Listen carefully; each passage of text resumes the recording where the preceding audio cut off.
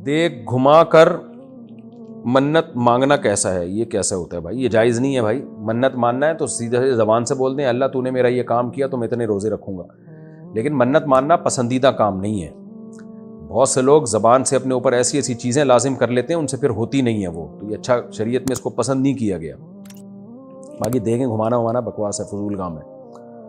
نامحرم سے کسی کام کی مجبوری میں بات چیت کرنا یا اس سے فون پر ضروری کام کے لیے بات کرنا کیسا ہے؟ ضرورت کے وقت جائز ہے، لیکن اپنے جذبات پہ بھی کنٹرول کریں، بہن سمجھ کے بات کریں، بولیں بھی اس کو بہن۔ جب کسی نامحرم کو آپ سسٹر بول دیں نا تو آدھا فتنہ ویسے ہی ختم ہو جاتا ہے۔ آنٹی نہ بولیں، اگر آنٹی بول دیا تو وہ پھر حالات کے ذمہ دار آپ خود ہوں گے، بہن بول دیں کافی ہے۔ اچھا میرے بھائی، اگر کوئی 90 سال کی بھی ہو نا آنٹی، پھر بھی نہ بولیں۔ اگر کوئی تہجد پڑھ کر وتر پڑھتا ہو اور ایک دن اس کی تہجد کے لیے آنکھ نہ کھلے اور وتر رہ جائے تو کیا کرے گا؟ وتر چھوڑنا گناہ ہے، حدیث میں آتا ہے من لم یوتر فلیس منا ان اللہ زادکم صلاۃ الا وہی الوتر۔ اتنی سخت تاکیدات ہیں وتر کی، تو اس لیے وتر چھوڑنا جائز نہیں ہے۔ تو اگر کسی کو شک ہو کہ پتہ نہیں تہجد میں آنکھ کھلے گی کہ نہیں کھلے گی تو اس پر لازم ہے کہ وتر پڑھ کے سوئے۔ حضرت ابو ہریرہ رضی اللہ تعالیٰ عنہ وتر پڑھ کے سویا کرتے تھے، ان کو خطرہ ہوتا تھا کہ پتہ نہیں آنکھ کھلے نہ کھلے، کیونکہ وہ پڑھائی کرتے تھے، پڑھتے تھے، علم حاصل کرتے تھے، تو ڈر ہوتا تھا کہ دیر سے سوؤں گا تو آنکھ نہ کھلے کہیں۔ تو اس لیے جس کو یہ خطرہ ہو تو اس پر لازم ہے کہ رات کو پڑھ لے۔ پھر بھی اگر آپ کو یقین تھا کہ تہجد میں آنکھ کھلے گی، اس لیے آپ نے وتر چھوڑ دی اور اتفاق سے آنکھ نہیں کھلی، تو پھر اللہ معاف کرنے والا ہے، پھر قضا پڑھ لیں۔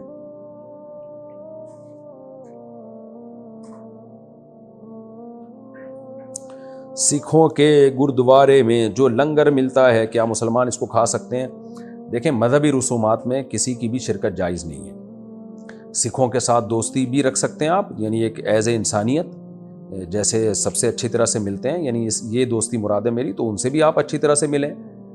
گفٹ بھی دیا جا سکتا ہے اگر آپ کے سکھ لوگ دوست ہیں، لیکن مذہبی رسومات میں شرکت جائز نہیں ہے۔ ہاں گردوارہ میں جانا صرف دیکھنے کے لیے کہ ان کی عبادت کیسے ہوتی ہے، یا ویسے ہی یعنی کوئی معلومات کے لیے اگر آپ جا رہے ہیں، نارمل آدمی کے لیے تو یہ بھی ٹھیک نہیں ہے۔ نارمل سے مراد عام آدمی، یہ نہیں کہ ایب نارمل کے لیے جائز ہے، مطلب یہ کہ عام لوگوں کے لیے، لیکن جن کو کچھ معلومات لینی ہو یا کوئی خاص حکمت ہو تو وہ ایک الگ بات ہے، تو جانا جائز ہے، لیکن ان کی مذہبی رسم میں شرکت کرنے کی اجازت نہیں ہے۔ تو ویسے گھومنے پھرنے اگر آپ چلے جائیں تو کوئی حرج نہیں ہے، لیکن وہاں جا کے لنگر کھانا یا وہاں ان کی کسی مذہبی رسم میں شرکت کرنا یہ ٹھیک نہیں ہے۔ اگر یہ لنگر ان کی مذہبی رسم ہے، اگر لنگر مذہبی رسم نہیں ہے، ویسے ہی لنگر بٹ رہا ہو، کھا لیں، پھر فری پھوکٹ کی چیز مل رہی ہے تو کھانے میں کیا حرج ہے؟ کیونکہ بعض دفعہ ویسے ہی لنگر بٹ رہا ہوتا ہے نا، بھائی مذہبی، جیسے ہماری مسجد میں بعض دفعہ لنگر بٹ رہا ہوتا ہے، تو وہ لنگر یہ نہیں ہوتا کہ وہ مذہبی رسم کے طور پر کسی نے دیکھا مسجد میں نمازی آئے ہوئے ہیں، چلو میری طرف سے کھانا ہو گیا۔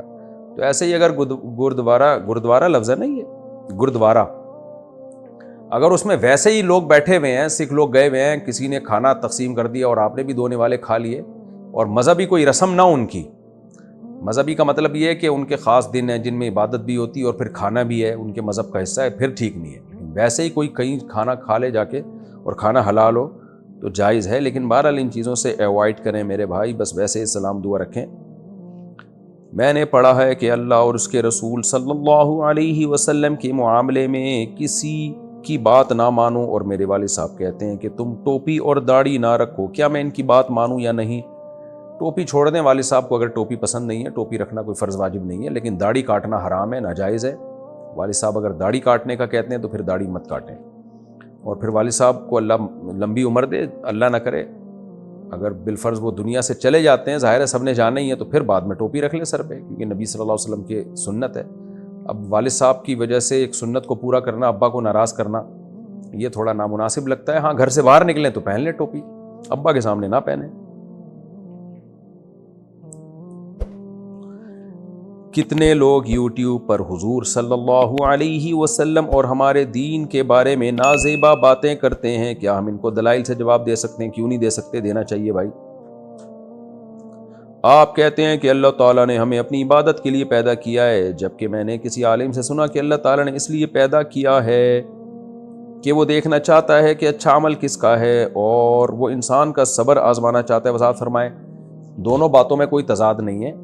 قرآن میں ہے کہ وما خلقت الجن والانس الا لیعبدون، میں نے انسان جنات کو اپنی عبادت کے لیے پیدا کیا۔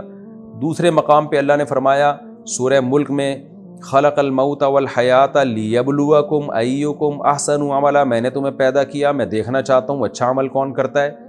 تو عبادت اچھے عمل ہی کو کہا جاتا ہے، یعنی اللہ کی اطاعت کرنا۔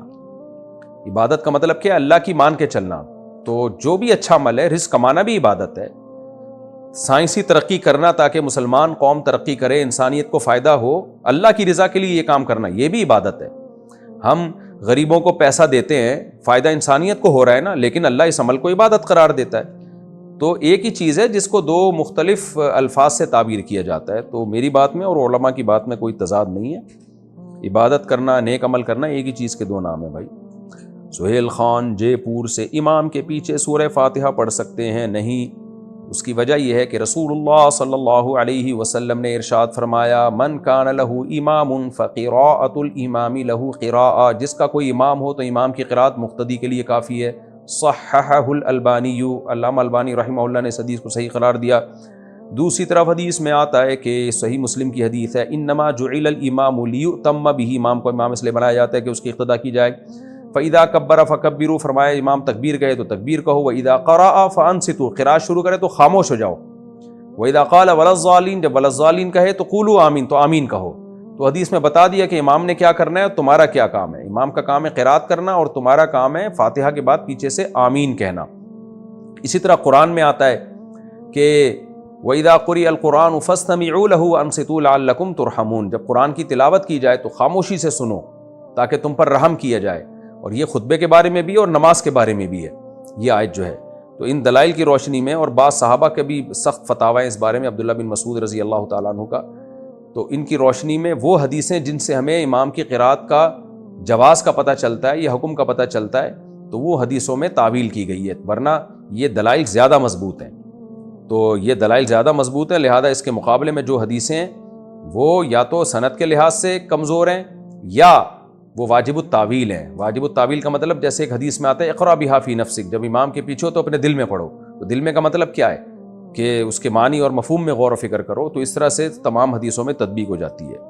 اور یہ جو حدیث ہے لم یقرأ بفاتحۃ الکتاب لا صلاۃ لمن لم یقرأ بفاتحۃ الکتاب، جو فاتحہ نہیں پڑھتا اس کی نماز نہیں ہوتی، تو پوری حدیث یوں ہے من لم یقرأ بفاتحۃ الکتاب فصاعدا، صحیح مسلم میں الفاظ ہیں، جو سورہ فاتحہ نہیں پڑھتا اور آگے تلاوت نہیں کرتا اس کی نماز نہیں ہوتی۔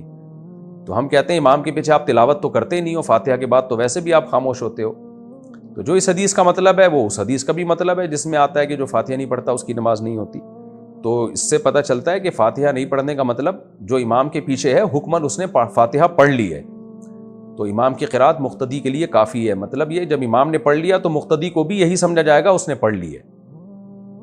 تو ان دلائل کی روشنی میں اس کو ہم جائز نہیں سمجھتے۔ اب جب یہ میں دلائل دیتا ہوں تو لوگ کہتے ہیں ایکچولی یہ حنفی ہے نا اس لیے ایسی باتیں کر رہے ہیں، تو پھر ایکچولی آپ اہل حدیث ہیں اس لیے آپ ویسی باتیں کر رہے ہیں۔ پھر تو کوئی اسلام کے دلائل دے تو ایکچولی یہ مسلم ہے تو اس لیے اسلام کے دلائل دے رہے ہیں، اور جو ایتھیسٹ ہے ہم اس کو کہیں ایکچولی یہ چونکہ ایتھیسٹ ہے اس لیے خدا کی نفی کے دلائل دے رہا ہے، پھر تو کسی کی کوئی بات سنی نہیں جائے گی میرے بھائی۔ تو یہ کہنا کہ یہ حنفی ہیں یہ شافعی ہیں، دلائل سے میں بات کر رہا ہوں، میں کیا ہوں وہ تو میں جانتا ہوں، کس فقہ کو میں حنفی بھی اگر ہوں تو اس لیے ہوں کہ دلائل کی دنیا میں امام حنیفہ کا جو فقہ ہے وہ شورائی فقہ تھا اور وہ بہت مضبوط فقہ ہے، وہ اکیلے امام ابو حنیفہ کی رائے کو فقہ حنفی نہیں کہا جاتا۔